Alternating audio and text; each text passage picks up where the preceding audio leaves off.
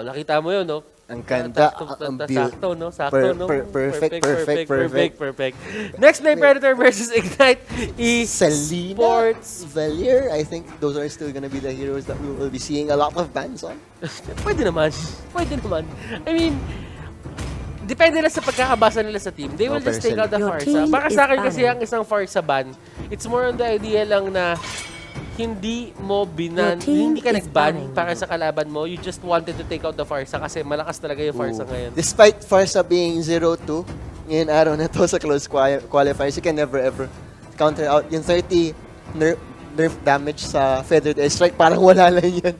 He's still a very, very good hero. Tanda mo, Sakuragi nandito sa Ignite Esports. Ang hari ng rebound. Kumbaga natalo sila ng game number 1. Pero alam mo ginawa ni Sakuragi, ni-rebound niya yung game number 2 tsaka game number 3.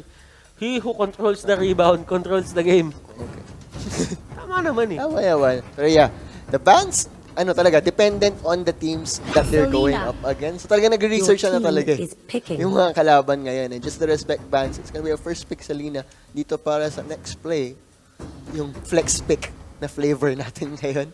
Ang hirap din talaga kasi ibitaw ng Uranus lang na kahit sabihin mong Uranus lang to, at the same time, you did see what happened versus Nexplay na parang Signal Ultra versus Nexplay na parang naging unbreakable wall si Mark Su na sinusubukan siyang talunan ng Signal Ultra. Wala. Kaso wala talaga nangyari. Literal na pader. Isang malaking pader. Tatandaan mo sa soccer, walang pader. May goal. Walang pader. Kaya hindi alam ni Bruno kung paano anong gagawin. Paano makakascore? Paano makakascore? Isang malaking pader. Kumbaga, naging goalie. Naging goalie nga. Naging goalie si Uranus. Pero tignan natin kung mag-open up ang Bruno sa game natin na ngayon. Kasi masaya naman talaga manood ng football. Masarap naman talaga manood ng football. Pero I like where this is going for the side of Ignite Esports. They pick up the Jawhead and the Granger. This is probably going to be what do you call this? Jawhead support. Ooh. Probably a Tham support then pwede din naman. Pero I'm leaning more towards Jawhead the Jawhead support. Jawhead support, kasi yes. Mas gusto ko yung impact niya into the early game kesa sa Thams na parang magbabato lang ng sights. True. Then you're just gonna run away. At least you have that kill potential as a support Jawhead, just looking for that perfect ejector. Yeah, of course. And right now, both teams are banning out heroes. Their third bans for both sides. Nexplay Predator will eliminate that Kimi from the hands of Ignite Esports. Ano ang isasagot ng Ignite Esports dito? It could be a Kufra, probably. It could be anything na talagang makakatulong sa isang Digi na makapag-set up ng maganda. Kailangan talaga nila frontliner dito. I think that they will take out the Kufra. Kasi gaming, I think usually, you like the hero, you like it when the enemy is running at you, not the other way around. So usually, pag nagdi-digi lineup, you're not gonna play that aggressively. Your team is picking. Tsaka kasi, itong Kufra, the thing about it is, napakadali niyang abutin ng mga tao sa side ng Nexplay Predator. If you think about it, there is always a chance na kapag ka nakabato ng there is not a chance, pero it is a constant. Pag sinabi kong constant, katotohanan na talaga siya, mga kaibigan, na kapag ka nakatama ng pana si Selena dito at nasa tabi nung yung natamaan nasa tabi ni Kufra, more often than not hindi papasok yung Selena just because yung bouncing ball alam niyang hindi siya makakatakas doon. Yung bouncing ball here, ang laking bagay talaga. The best. Ano ba? Hayabusa. Very quick Hayabusa pick dito para sa Ignite. If you have a plan that works, why change it? Ignite, mukhang split push pa rin talaga ang gusto. Okay. Nexplay Predator, wala silang tank hero talaga dito na maaasahan. They will be going for the pick-off sa tinatawag nga natin. Ignite Esports, why did they pick the Hayabusa? There are two things to consider. Number one, a lot of people dito from the side of Nexplay Predator are really soft. Well, all of them. Malambot sila. Carmilla is out of the question sa pagiging malambot. Pero kasi, ang problema sa Carmilla dito tsaka sa Hayabusa, ang kailangan kasi ng Carmilla may tinatamaan siya para nasusustain yung sarili niya. But then, kapag ka nag-shadow kill ka, wala kang hawak sa Hayabusa. So that means, all the damage na pwede iba to You sa'yo can't ng sustain Hayabusa. any of it. You can't sustain anything unless meron katabing minions, meron katabing ibang heroes. Who knows? Mahirap pa rin nga. Mahirap pa rin talaga. It's all about conditions. Tsaka Hayabusa, feeling ko it's a fairly free game. Ang katukutan lang niya dito ay yung Selena. Pero it's a very dodgeable spell if you're a Hayabusa with your reverse Shadow time. Clones. Reverse time, he doesn't care about reverse time kasi yung quad shadows, ilang shadows yung pwede mong talunan Ang doon. dami, diba? Just use a shadow to get out, tapos pabalikin mo yung sarili mo sa reverse time, then use another shadow para makatakas ka na talaga. So it's all about mindset dito mga kaibigan for both sides. But Nexplay Predator dito, onto the blue side, and Ignite Esports onto the red. Alam muna natin, sa blue side, that is, sorry, I'm saying on that Selena, Demon Cutie sa kanyang carry, Zancy on that Diggy, Mark Su sa kanyang Carmela, and Richie Coles sa kanyang Lilia. For the side of Ignite Esports, it's going to be Ison, hindi Eson. On the Tams, Keke will be playing Idol that niya. Balir Sakuragi as the Granger, Yasuo, Hayabusa, and Saksa will be playing that Showhead, Abyssal Arrow, Minato. Oh, talking about sustain na naging problema dito ni Carmela, Mark Su went for the Vengeance. Yeah. So kung wala siyang, kunyari, when going up against that Hayabusa, at least if he doesn't have that minions to lifesteal from, he'll be able to at least sustain a bit. Oh, look at that! Sorry, I'm thin. Actually just going in with the kill. And the trap will secure that. Diggy, on the other hand, siya naman ang tutumba dito from their side. That is a 1-for-1, pero lamang pa rin doon ang Nexplay Predator. Just because Sakuragi dito is isang core. Yeah, if you die early as a marksman. Arrow, ang kanta naman! Sorry, I'm thin. Perfectly placed. And they're gonna pick up that kill kay Yasuo. Definitely, kung how to bring down Ignite, patayin ang puso nila na si Yasuo. Okay, so one of the things na sinabi natin kanina dito is this is a free game for the Hayabusa kung magkakahulihan sila. Kasi isa lang talaga yung pinaka-main na dalawa lang yung main na panghuli nila dito. It's the arrow. They just have the arrow and the reverse time coming out from Diggy. Pero pagka ganito kaganda yung simula ng laro ni I'm Thin sa Selena, yung free game na yun parang nawawala Kaya na. nga There is always a chance na tamaan ka and the pressure, it settles in. And right now, Yasuo dito, tinanong siya ni Demon Cutie dito, trying to go 1v1 with Keke pala. Keke back, pero nandun si Selena nahuli sa may taas. That will be a kill going to the side of Ignite Esports. So next play, medyo nag-aano sila. Talagang nag-all in sila. They really just want to shut down Yasuo as hard as possible. Pero on the other side of the map, you have a Thams with the same mentality na mag-objectives lang. Mamba mentality. Mamba mentality. Mamba mentality. Ano ka ba, Swartz? Kailangan lang gawin mo dyan. Kung hindi nila ginagawa lahat ng paraan para makuha yung objective, ikaw objective ka lang. Op. Getting caught out with nice dash out. Gamitan lang talaga ng skills dito, just scouting. And this is one of the things na kailangan mo alalahanin kapag ka Selena. You have a lot of ways to get vision onto the map. Yep. You have the traps, you have the arrow. You have the arrow. Kahit nga yung arrow ipang scout mo lang, okay lang Vision na siya, oo. Maski Vision hindi tumama, okay lang. Tapon mo na ng tapon. Kobe, Mamba mentality nga. Just take as many shots as you can. Oh, just take as many shots as you can. As long as calculated sila. Because skill shots, really, they are 50-50. Unless may katulong ka na mag-hold down para sa'yo, everything is 50-50 in this game. Turtle has been slain. Nexplay Predator dito will be getting that turtle. Pero dito sa may baba, Lancy, siya ay hinuhuli dito. He will be forced to use the time's journey, pero at least hindi makukuha ni Yasuo yung kill na yon. And dito sa may baba, Yasuo at Sakuragi going at it, pero Demon Cutie will be securing that grab coin. Talagang resource-wise, Nexplay are just really taking over the map.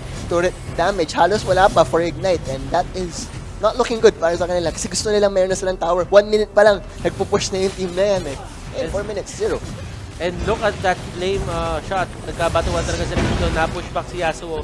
Pero still, they want to fight this. Lancy using his flame shot as well. Keke dito, mga kaibigan, pwede pa siya tamaan. Pero makakatakbo na sila. And Nexplay Predator, they're getting the turrets that they want. But they're taking a lot of time. And manpower din. Oo. Kumbaga, in terms of manpower, 4 na tao yung ginagamit nila dito. Pero still, it is what it is. As long as you are getting the towers that you need, Yasuo going in, time journey will be used. Pero hindi nila malapitan dito yung lineup ng Nexplay Predator. Masyadong malakas sa early game. Halos kiliti lang yung ginawa ni Yasuo dun eh. And he could have been pushing at the bot in the same time, pero decided against it. They felt that they couldn't give away this turret kaagad. And syempre, you don't wanna give free gold naman talaga sa kalaban. But you're going away from the game plan ng Ignite, which is... May ibang level of understanding yung Nexplay Predator dito sa meta natin ngayon. Katulad na sinabi natin kanina, meron pong bagong patch kasi na nag-drop nung before, well, nung nandun tayo sa open qualifiers. So, ibig sabihin nun, we are running the game right now in another patch, in a different patch as yung previous patch natin ngayon dito. And Nexplay Predator, may nag-gets sila dito na parang hindi pa nag-gets ng ibang team. And look at the domination na ginagawa nila. Black Shoes ginamit dito. And Zaxa, nagamit siya ng flame shot. Serena dito will go down. And Michikos and the others, they're chasing down this Stamps. Eson dito using the sights. Solar Strike is there. And Eson dito wanting to get away, but he will still go down. Light Wheels will come through para kay Carry dito. And definitely pabor na pabor sa next play yun. Sorry, MC lang naman para katapat ng for a 2-0 kill. For a kill on ang Thams na 2-0 na. Pero alam mo, dito sa may baba, si Yasuo. Matagal ang pag-push niya. Not really getting, siyempre, with that slow start, Yasuo will not be able to take objectives. Finally, will take the first tower dito para sa Ignite. Pero a bit too late, in my opinion, para sa Ignite. With their playstyle, medyo late. It's a bit too late, but if you think about it, the pressure na nakuha niya dun sa may late, I feel na parang... It's acceptable. At least nakuha niya. Acceptable at least pa rin. nakuha niya. Naging acceptable pa rin siya. Pero, eto yung tanong ngayon. Saan iikot tong Hayabusa? Uy, pero Shadow Kill will be used. Walang damage. Oh, there we go. And Lancy will go down. At they will be happy with that. Kasi etong Nexplay Predator ang gusto nila gawin. Oh, there we go. The final splitting of the map. Ang ganda naman ng Selena. Will be the... Cash will be there 2-4-0 so far. Next play, walang bawit. It seems... Ito yung nangyayari. Kumbaga, wala kayo ditong isang tanky hero para i-hold down din itong Jawhead pala, no? Parang yung Jawhead dito, free siyang pumasok, free siyang mag-ejector. Kasi wala namang pipigil sa kanya eh. Well, probably yung Abyssal Arrow, pero kasi pa nag-unstoppable force, kahit sabi mo straight line lang yung pinupuntahan doon, okay lang. Hindi ka tatamaan nun eh. Eson. Second death na rin. Isa on that Jawhead. Meron na nga siyang endless battle. So definitely gonna be dealing a lot of damage. Definitely. Demon QT dito. He is just trying to get as much gold as possible. Nexplay Predator. They are holding the line. Lancy dito. Ang aga. Napaaga yan. Ang aga nun ah. Ito yung magandang ginagawa ng Ignite Esports. Poke talaga. Nagpo-poke. Nagpo-poke sila na kapag kayong poke na ginagawa nila dito, lagi na-force out yung time's journey. It's not a problem para sa Nexplay Predator para gamitin yung time's journey na yun. Pero kasi, para sa akin, kapag may time's journey sa teamfight yung Nexplay Predator, para nagiging 80-20 yung chance nilang manalo eh. Baga 80% panalo, 20% lang yung chance sila matalo. Pero kapag ka natanggal yung time's journey, parang bumabaliktad, nagiging 20% yung sa Nexplay Predator, nagiging 80% yung Ignite Esports. Ang problema lang kasi, hindi pa makapagpwersa ng teamfight dito yung Nexplay. Kasi hindi ganun yung lineup nila eh. Parang death ball. Mas ganun lang talaga yung lineup ngayon ng Nexplay. Pick off talaga. Oh, Eson, parang mukhang siya pick off pa dito. Flicker in to the jump and he is gonna be fine. Pero almost Eson. Very, very close. Parang isang buga na lang namatay siya dun. Impure Rage ang gamit dito ni Sorry, I'm Thin. And they actually all have Impure Rage, pero Yasuo dito, na reverse time siya and Shadow Kill will be used. Tutumba ba dito si Diggy will actually stay alive. Close para sana dito para kay Yasuo. Pero yeah, 3,000 gold lead. Ignite doing the best to keep the Naku, game. naipit dito si Markso. Naipit si Markso dito. Pero Carmilla, makunat-kunat dito. Ejector is there. Can he stay alive? That is the question. Markso dito trying to get away. The tower is there. Pero hindi na nagmamatter yon. That is only at year 1. Walang pakialam yung side ng Ignite Esports dito kung matamaan sila ng ilang beses. Damage almost gonna take him out. He's protecting Arrow. He took an arrow para kay Keke. What a player, Eson. Tunay na tropa. Hindi kayo iwan. Sana all may Eson. Sana all may Eson. Yun na lang. Pero alam mo, grabe yung bigayan dito ng both teams. Both teams really know how to run their comp properly. Parang may game plan talaga May yung game dalawa. plan talaga eh. Kumbaga, hindi sila yung nagtatatalon lang dito. Yes, Nexplay Predator has been getting all the turrets. Pero si Hayabusa dito, unti-unti siya nakakabawi. Ito yung kalamangan ng Ignite Esports dito. In terms of late game, mas lamang talaga sila. But into the early game, nakikita mo kung ano yung pressure na nadala ng Nexplay Predator. But at the same time, if you think about it, kapag tumagal ba yung game, kakayanin ba ni Demon Cutie mag-isa yung pinagsamang lakas ng Ranger, Valir, at ng Hayabusa? Oo nga, medyo mahirap. Especially since nasa split up na sobra yung map, kung mag-isa lang si carry for any time, ang dali nilang ma-pick off. May 100-0 every single time, kayang-kaya nila on that carry. Pero alam mo, it is what it is. This is a fun match. Flame shot will be used. At Tamos will go down. And right now, onto the backline. Saksa dito trying to get away. One more hit could do it. Pero buhay pa rin ang Jawhead natin dito. The Lord is now available for the May side retribution of si Yasuo. Predator. Pero sabi ni Yasuo doon, hindi ko na ipipilit. Masyadong risky. Alanganin na masyado. Ranger already pushing in the mid lane. Top lane is getting pushed in Nexplay. So mukhang doon na nga papunta si Ranger dito. That is gonna be the first word. And it's going to be the O mask for Mark Su. Not bad. Not a bad choice. Kasi ito yung sinasabi natin dito. Hug out the opponent. And if you want to hug out your opponent, that means you are almost always single target na lang halos.